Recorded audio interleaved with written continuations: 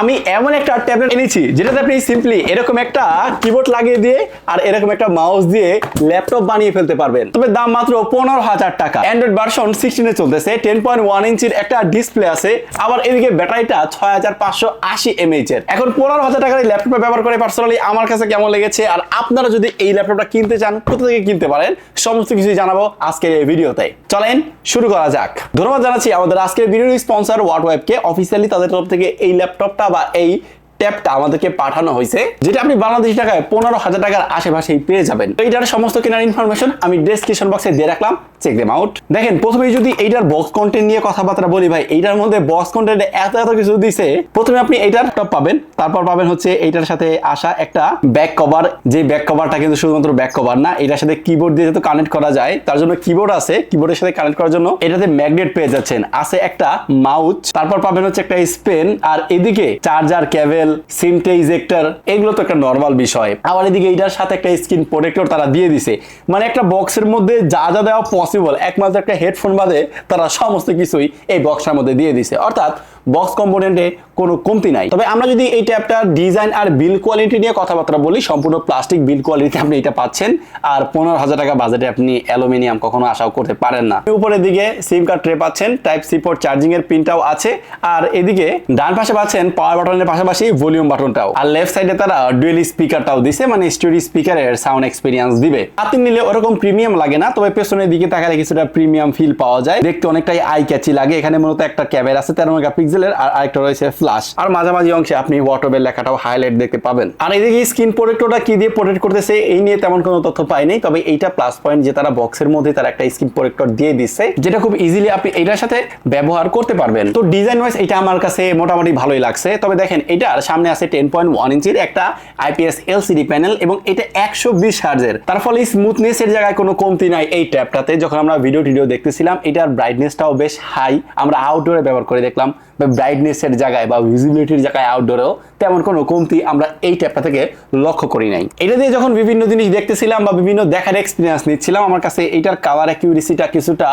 একটু হোয়াইট টোনের দিকেই লাগছে, মানে এরকম কন্ট্রাস্টি কালার প্রোভাইড করে না, এই জন্য অতটাও কালারফুল লাগে না। তবে আপনি যদি ফুটবল গেম টেম দেখেন বা বড় স্ক্রিনের কোনো কিছু দেখেন, মুভি টুভি দেখেন, এটা দিয়ে দেখে ভালো পরিমাণে মজা পাবেন। ওইখানে তেমন কোনো কমপ্লেইন নেই। তবে কমপ্লেইন থাকতে পারে হচ্ছে এটার চারদিকের চিন ভেজেলগুলো একটু মোটা বা একটু বড় সড়ো। এটার চারদিকের চিন ভেজেলগুলো আমার কাছে একটু বেশি লেগেছে। তবে এটার ডিসপ্লেটার কালার এক্সপিরিয়েন্স এবং টাচ রেসপন্স কিন্তু যথেষ্টই ভালোই ছিল। আমরা বিভিন্ন জিনিস স্ক্রলিং করতেছিলাম, মুভমেন্ট করেছিলাম, 120 হার্জের প্রপার এক্সপিরিয়েন্সটা কিন্তু আমরা এই ট্যাবটা থেকেই পেয়েছি।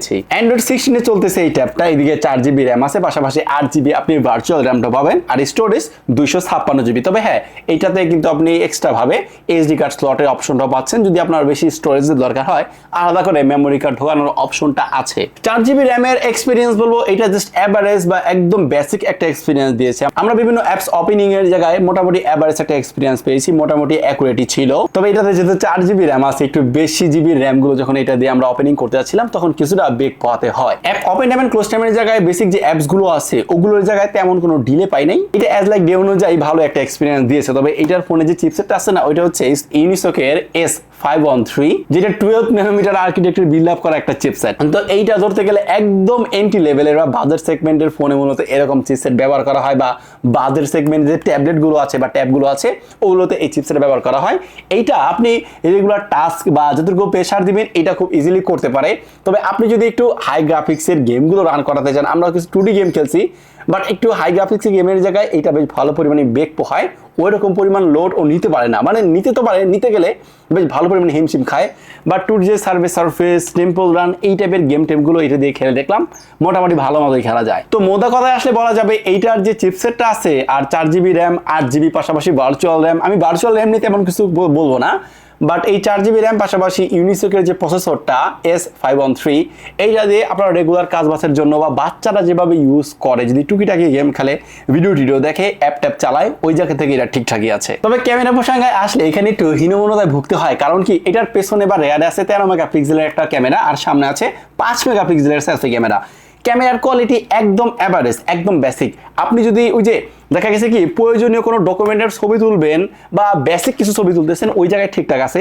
তবে আপনি যদি ভাবেন একদম আহামরি আউটপুট পাবেন, বিষয়টা এমন না। আর লো লাইটে আমি তো দেখেছি ভাই, সামনের ক্যামেরার এক্সপিরিয়েন্সটাও ভালো না। আসলে ট্যাব দিয়ে তো আমরা ওইরকম ফটোগ্রাফি করি না, বেসিক কাজবাজি করি। ওই বেসিক কাজবাজের জন্য ঠিক আছে, ওইরকম এক্সট্রা অর্ডিনারি কোনো কিছুই না। আপনি যদি ভাবেন আপনি ভিডিও কলে আপনার পছন্দের মানুষের সাথে কথা বলতেছেন বা কথা বলবেন, দেখার এক্সপিরিয়েন্সটা বা ভিডিও কলের জন্য যতটুকু ক্যামেরার এক্সপিরিয়েন্স দরকার ওইটুক জায়গায় ঠিক আছে, বাট তার চাইতে বেশি এটা থেকে এক্সপেক্ট করেও লাভ নাই। আর ভিডিওর জায়গায় সর্বোচ্চ 1080p 30 fps পর্যন্ত এটা দিয়ে রেকর্ড করা যায়, ভিডিওটা ওই অ্যাভারেজই বলবো। তবে এই ট্যাবলেটের একটা জিনিস আমার কাছে একটু বেশি খারাপ লেগেছে, সেটা হচ্ছে এটার স্পিকারের কোয়ালিটি। দেখেন, আমরা বেসিক্যালি যখন এরকম বড় একটা ট্যাবলেট কিনবো বা আমাদের বাচ্চাদেরকে যখন কিনে দিব, সাউন্ডের কোয়ালিটি একটু ভালোই হওয়া চাই। কারণ এরকম বড় ট্যাবলেট বেসিক্যালি আমরা মুভি টুভি দেখবো, ছবি টুবি দেখবো বা খেলা গান এরকম জিনিসের জায়গায় তো এগুলো দিয়ে এক্সপিরিয়েন্স করবো, তাই না? তো এই জন্য কিন্তু এটার সাউন্ডের এক্সপিরিয়েন্সটা ভালো হওয়াটা খুব জরুরি ছিল। বাট এইটার সাউন্ডের কোয়ালিটি আমার কাছে অতটা ভালো লাগে নাই। একদম অ্যান্টি লেভেলের একটা স্পিকার ব্যবহার করছে, এখানে দুইটা স্পিকার ব্যবহার করছে, স্টেরিও স্পিকার, দুই পাশে আপনি দুটি স্পিকার পাচ্ছেন।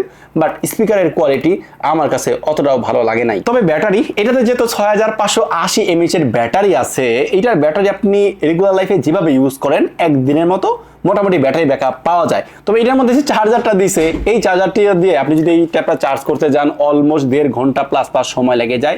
এইটা আমার কাছে একটু হিউজই মনে হয়েছে, চার্জারের স্পিডটা একটু ভালো হতে পারতো। তবে এবার যদি এইটার ওই আকর্ষণীয় জায়গায় আসি, দেখেন এটাতে পেন আছে একটা বা স্টাইলিশ আছে, আপনি স্টাইলিশ দিয়ে এটা দিয়ে লেখালেখি আঁকা আঁকি বা বিভিন্ন জিনিস করতে পারবেন। পাশাপাশি এটাতে মাউস আর কিবোর্ড যেহেতু বক্সের মধ্যে দিয়ে দিছে, আপনি লিটারালি একটা ল্যাপটপের মতো এক্সপিরিয়েন্স দিতে পারবেন।